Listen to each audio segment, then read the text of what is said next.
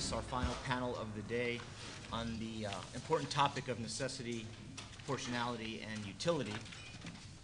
Like our previous panels, we will hear from each of our distinguished guests.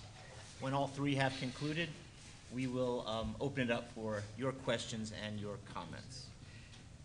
We'll begin by hearing from Professor Thomas Herka, who is Chancellor Henry N.R. Jackman, Distinguished Professor of Philosophical Studies at the University of Toronto. He works in moral and political philosophy and is the author of several books, including Perfectionism, Virtue, Vice, and Value, and The Best Things in Life. He has also written on ethics and war, focusing especially on issues of proportionality and necessity, and the role of liability in determining both what are just causes for war and who are legitimate targets in war. So without further ado, I turn it over to Professor Herka. Thanks. So Ed Barrett asked me to say some general things about proportionality and necessity, and I'll try and do that. As Michael Walzer said at lunch, proportionality is an elastic concept. I'm going to try to add a little bit of stiffening to it, but it can't eliminate all the looseness. As I think all of you know, proportionality and necessity are conditions that appear in both the jus ad bellum and the jus in bello. So in the jus ad bellum, proportionality says that the resort to war is unjustified if the damage the war will cause is disproportionate to the relevant good it will secure. In the jus in bello, a parallel condition says a particular tactic in war is unjustified if the harm it will cause, in particular the collateral harm it will cause to civilians, is disproportionate to its benefits.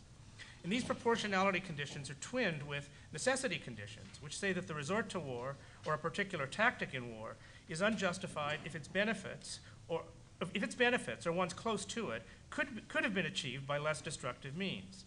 Thus, a war is unjustified because it's not necessary or not a last resort if its ends could have been achieved by diplomacy. And bombing a bridge in daytime, when there are cars going back and forth across it, is unjustified if the same military benefit could have been achieved by bombing it at night when it's empty. Now, I see the necessity conditions as dependent on the proportionality conditions, and more specifically as comparative versions of them. So to apply the jus ad bellum necessity condition, or as it's often called the last resort condition, this is the way I see it. We do a proportionality assessment for each of war and its relevant alternatives to determine the net balance of relevant goods over evils for each one of those. And then only if war has the best net balance, i.e. if no alternative such as diplomacy has better net effects, for example, the same benefits at less cost, is the resort to war permitted. So as I see it, the necessity conditions are parasitic on the proportionality conditions as further applications of them, and it's the initial proportionality conditions that I'm going to focus on, and I'm going to start talking about ad bellum proportionality. I guess most of the discussion today about proportionality has been about the in bello condition. And the basic idea here is that the relevant harms caused by war must not be disproportionate to the relevant good that war will do. And that leads, I think, fairly straightforwardly to three questions you have to ask to understand what proportionality means in this context. First, what are the relevant goods of war, the relevant benefits that war can achieve? Two, what are the relevant evils of war? What counts on the negative side of the scale? And three, very difficultly, of course, how do you weigh the goods and evils against each other? Now, some writers have given a comparatively simple answer to all these questions at once. They've said that the relevant goods are all the goods that will result from war, of whatever kind and whatever way they will result. And the relevant evils are all the evils that will result, again, of whatever kind and whatever way they'll result. And then you have to weigh the two against each other equally. So a war counts as proportionate if and only if it will result in somewhat more good than it will result in evil. And I think, I don't know whether he believes it now, but some of James Johnson's writings have interpreted proportionality in that way. But I think, at least my view is that you can question that simple answer, that simple understanding of proportionality at several points. So let me start with the first question: what are the relevant goods of war? Now, the simple view is that all the goods, no matter what they are, count in war's favor for purposes of proportionality. Well, here's an example. Imagine that our economy and the world's economy are now in a serious economic depression. And fighting a war would end this depression, boost GDP, the way that fighting the Second World War ended the depression of the 1930s. Now that's a real benefit of the war and a significant size benefit. But my sense is that it doesn't count as a relevant benefit of the war. A war can't be proportionate, that would otherwise have been disproportionate because it'll boost global GDP. Some other more trivial examples, but that illustrate the same point. I mean, fighting a war might be exciting for soldiers who are bored of exercises and want the thrill of real combat. The pleasure they would get from fighting is not a big benefit, but it's not a relevant benefit. It's not of the right kind. And a war might lead to the production of great art. Guernica, All Quiet on the Western Front. Again, a war that would otherwise be disproportionate can't be proportionate because it would lead to more profound art that would otherwise have been produced. So I think there are some goods that are not relevant to proportionality. Only some are, and the question is which ones are they? I think a traditional and quite restrictive view says it's only the goods in the war's principal just causes.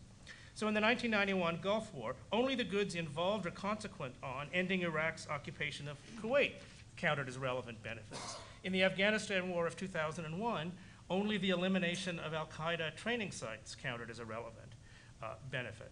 But I think that view is too restrictive. Where's Jeff? In an old article, Jeff McCain distinguished between what he's at some point called independent just causes, which are just causes, which are benefits that satisfy the just cause condition and provide a just cause for war, with what he called conditional just causes. Independent just causes are things like resisting aggression. And what he called conditional just causes, which can't on their own justify a war. If all you've got are conditional causes, you're not permitted to fight. But conditional causes are such that if you've got some other independent just cause, they become legitimate aims in war, and their achievement can count in favor of the war as being proportional. So what are some of these conditional just causes? One is disarming a potential aggressor. Let's assume that the mere fact that a state has got weapons that it might use for aggression in the future does not justify war against it now. If that state has committed aggression, then forcibly disarming it becomes a legitimate aim, and the fact that the war would degrade its military, so it would be incapable of further aggressions in the future, is a relevant benefit. Another, I think, is deterrence. Again, I assume it would be not sufficient the mere fact that initiating a war against a state would deter other states from aggressions in the future does not justify war against the first state now.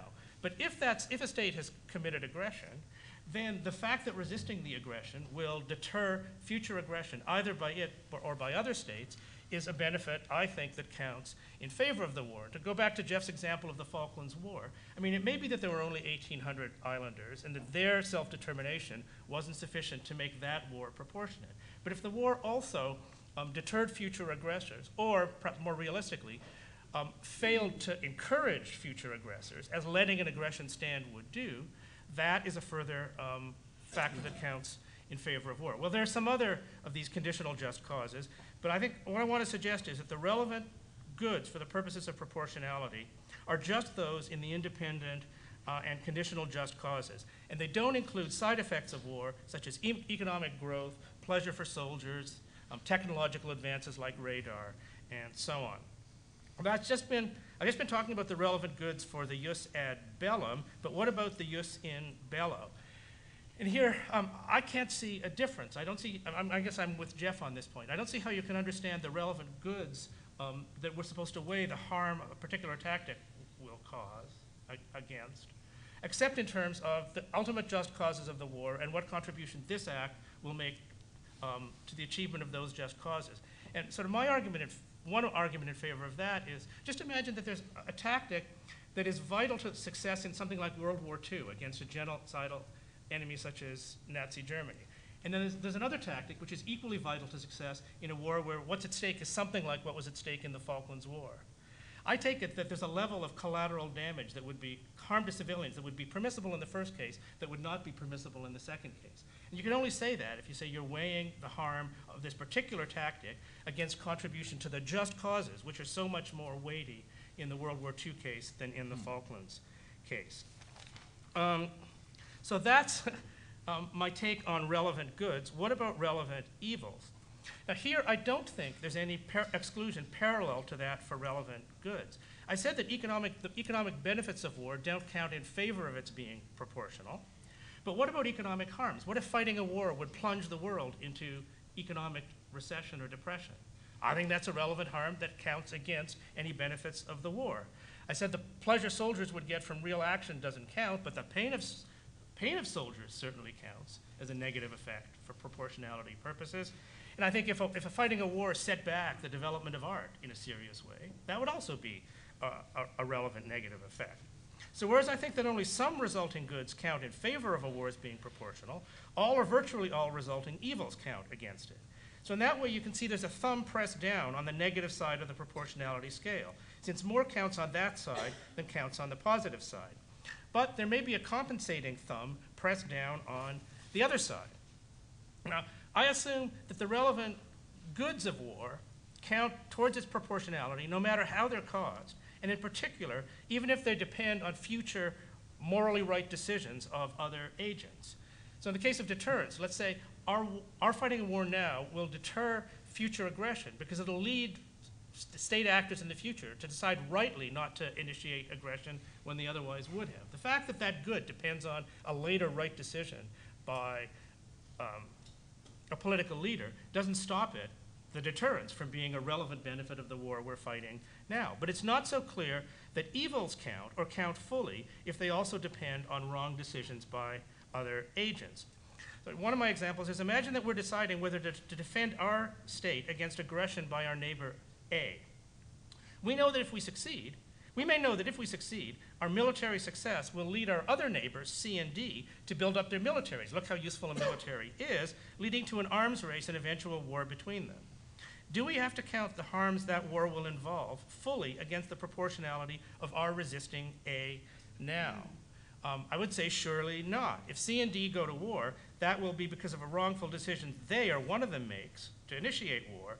And even if that decision wouldn't have been made, except for our resistance to A now, the evil of their war is mostly their responsibility and not ours. I've got another example where if we fight a war with a just cause and defeat an enemy, suicide bombers on the other side will have launched attacks on civilians. So which they wouldn't attack otherwise, or they wouldn't launch otherwise. So that just look at the deaths of the suicide bombers. Do we have to count it as a relevant negative effect that counts against the proportionality of our fighting this war, that it will lead to the deaths of suicide bombers? I'm inclined to say no, because it's their decision to launch a suicide attack, and the fact that their wrongful decision, even though it wouldn't have been made but for our fighting the war now, the fact that it's their decision reduces our, in fact, in that case, severs entirely our responsibility for the resulting harm. Now that leads me to the topic that Michael Walzer was talking about at lunch, namely of involuntary shields. This is where our enemy purposely places military facilities such as rocket launchers or an anti-aircraft battery among civilians so that we can't attack it without harming those civilians. Does this fact, I've now switched to in bello proportionality, I'm sure you all noticed. Does this fact that the civilians were wrongly placed there by the enemy affect our assessment of the proportionality of attack on this facility? Now, this case is different from that of the suicide bombers because it's not the civilians' own choice that puts them in danger, it's somebody else's choice. But it is a wrongful choice that put them there, and the question is whether that makes a civilian's deaths in part the other's responsibility so they can count less against the proportionality of our action. This is Michael Walzer's question from lunchtime. I guess I agree with, maybe it was a comment of David Rodin's, that we shouldn't actually talk in terms of responsibility, because that tends to make it sound as if responsibility is zero-sum. I mean, it could be that the enemy is wholly responsible for the deaths, and we're wholly responsible for the deaths. The real question is whether, when we assess the proportionality of our attack, do we sort of discount the harms to the civilians whose lives will be lost, let us say, because they're only in harm's way because they were wrongfully put there by the enemy. Now, I find this a very difficult question philosophically with arguments on both sides. On the one side, you can say, and I'm sure a utilitarian would say, that we have to make choices in the world as we find it and not try to avoid responsibility for the effects of the choices we make in a given situation because we disapprove morally of the way the situation came about. On the other side, we can say that